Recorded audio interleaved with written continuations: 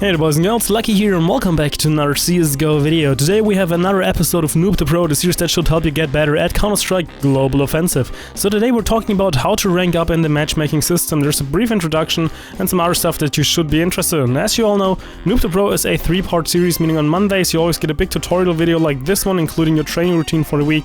On Tuesdays then I'll be streaming, and after that usually my girlfriend will be streaming, and you can ask me additional questions that you had about the game or just the episode in general. But I'd say, let's not waste any time and let's get right into it. Alright, so when I first started the Noob to Pro series, I wanted to give you guys a weekly personal training along with the required knowledge in order to become better in CSGO. In the last episode I asked you guys how much you've progressed and how many ranks you actually climbed during these 3 months. I saw a recurring pattern in all you guys' replies which only confirmed what I already knew or suspected. Generally speaking, most of you guys were able to climb up 1 or 2 divisions, meaning that as a Silver, you would have been able to make it to Nova or Master Guardian, and as a Nova, you would have made it to Master Guardian or to the Eagle ranks. Some even went higher and got to Supreme or Global, which is pretty awesome. So yeah, this is very nice to see, since the initial goal was to get to LEM or Legendary Eagle Master after having done everything throughout all the Noob to Pro episodes, and I still think even though 3 months aren't an awful lot of time for a game like CS, it still got to show that it does work. However, there's still some of you guys not being able to climb out of the current division for whatever reason. This is what this video is intended to do. Even though you might be skilled high enough and it is only a matter of time for you to get to a higher rank, there might be some things holding you back from doing so. So before you watch this video, I would highly suggest to you guys that you rewatch episode 13 of Noob to Pro, which is already covering most of the problems people might have with ranking up, and also check out my other how to rank up video. Both of them are linked in the description down below. Anyhow, let's get started. How does it work? So, how does the ranking system work? There are 2 major things that you have to keep in mind. First of all, you do have to win more games than you lose in order to rank up. And second of all, your score in-game regarding like MVPs and kill-death ratio accuracy is only a secondary stat and only important in relation to the first one. Additionally, you want to regard the ranking system more like a race, meaning there's a set pool of players playing the game, and if you want to rank up in this game, this means you have to switch places with someone else who is like the higher rank above. Of course, there's some flex to it to accommodate for like certain factors that might influence the system. Also keep in mind, no ranking system ever will be perfect when it comes down to giving a singular person a single number when playing in a team game with 9 other people. There are just way too many variables. So yeah, Valve also never really officially explained how the system is working, probably in fear of people abusing it. However, comparing all the data from what I've gathered over the years and my way to global as well as your guys' experiences and the research from other sources, I can with 99.9% certainty say that this is the way it works. So to really quickly recap, let's say a win is giving you 10 to 20 points towards your next rank, and a loss is costing you 10 to 20 points from your current rank. Going even like 50-50 in wins and losses won't get you anywhere unless you always have great games with the great stats and get higher numbers or points, and when you lose you also had great games, meaning that you only lose 10 instead of 20 points. Like that, you'll always get a higher amount of points towards the next rank, and you only lose a fewer amount of points when you're actually trying to rank up or then lose a game. However, you still need to win the majority of your games. However, if you're not always the best performing player when it comes to like stats and stuff like that, just simply winning, again, a ton of games and only losing a few and having like a 70+% win ratio, you can get to a higher rank just because the points you gain are always a lot higher, just because you're making more profit kind of. Again, if you always lose more or you like have like very heavy losses with very bad stats and only won like very few rounds, then you cannot rank up. It's more likely for you to rank down then. However, you still might be able to maintain the rank as long as your points gained are still making profit or evening out. So yeah, if you want to rank up, then winning more than losing will always get you to the next rank. Stats in rounds 1 only affect wins and losses secondarily. Now, there are different skill divisions in CSGO. There are Silvers, Novas, Guardian ranks, Eagle ranks, Supreme and Global. Each division has kind of a theme going for what you can see people being able to do in it, and then again, what the next division has improved upon in that in comparison to the previous division. Silver players usually have bad game sense, movement and aim, meaning just playing the game without any tactics or like team play involved is already pretty challenging, since even simple moves in CS require certain skills to do them. The problem in Silver is that many of them haven't yet grasped the concept of the game and treat it more like deathmatch. Or even more commonly, they try to use strats and tactics without being able to execute them, like driving a car without ever having done it. It's not working. It is only theoretical knowledge.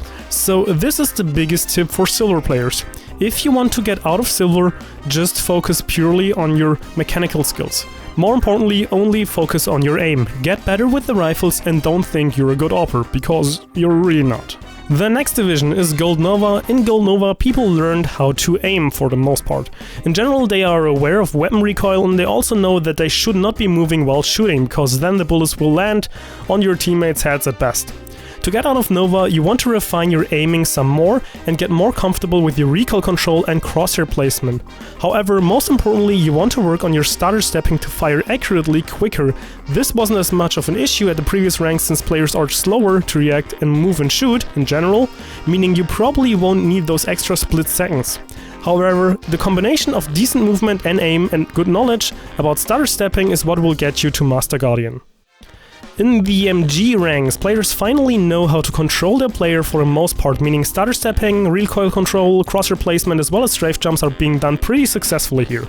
MG ranks are for many regarded as Elo-hell, especially the jump from MGE to DMG and then to LE.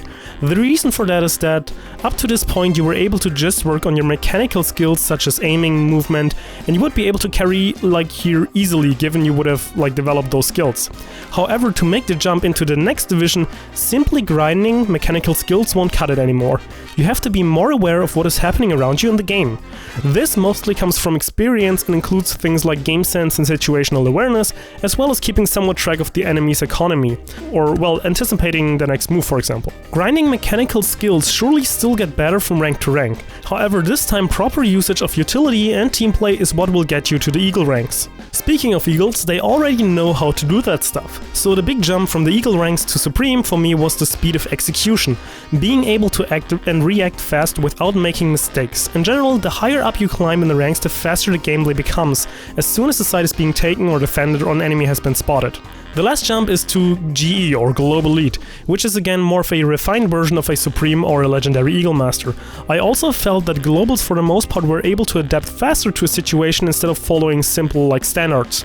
Keep in mind though that I've seen Globals that played like Lems and I've seen Lems playing like Globals. The top 3 ranks are kinda washed because players that are that skillful usually do not care much about the matchmaking and often lose the rank due to inactivity. Of course, this is a perfect world example. In real life you will find like boosted guys and cheaters confusing and messing up like the whole matchmaker to give you like more inconsistent results. Now, one of the biggest things to rank up is the mentality and the mindset. All players who weren't able to rank up in the past 3 months all had the exact same response, which went something like, well, I'm a really good player, but I always get bad teammates. And the answer to that is that we all do. We all do get bad teammates. You simply have to accept it. Like, it's nothing you have control over. You can only improve on yourself, and that is what you should be focusing on. Raging or being tilted or cursing at your teammates will only make you lose even more. Same goes for going for like non-impact kills and then using the top fragger excuse that this is like, it's only holding your team back. Ironically, those players often complain about smurfs ruining the games, which is quite funny since, well, they're basically describing themselves essentially as a smurf as well, when they're doing the best and stuff like that and top fragging, but only their team is holding them back. So I hope you can kind of see the hypocrisy in that statement. So, don't rage and do not blame your teammates. You're not alone and we all have the same experience in matchmaking. You just have to, well, suck it up and don't chill on your excuses. If you are as good as you think, then even bad teammates won't hold you back, even though they can be very annoying. The mentality needed here is that you do not want to improve your rank, but your skill and abilities, and then your rank will naturally follow.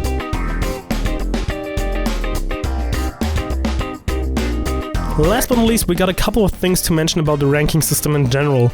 You have to realize the ranking system always will be slightly flawed and can be prone to error. So don't sweat it too much, you will eventually end up where you belong. But then again, there's another issue, which is grinding. Ranking systems are designed to be grindy by nature, meaning you have to play the game a lot. Not just to get better, but simply because the game wants you to. I mean, after all, the devs wants us to play their game, and if we would have like 10 great games in a row and our skill level would be global, we still only could hit LEM after this time. So never forget that the ranking system rewards those who play a lot and make things like a lot more unfortunate for people who do not have as much time to play the game. Is this fair? Well, I'm not sure. I can see why it is the way it is, but it's definitely not an optimal solution. So yeah, that's pretty much all for now, so I hope you enjoyed the video, and LuckySkillFaker out.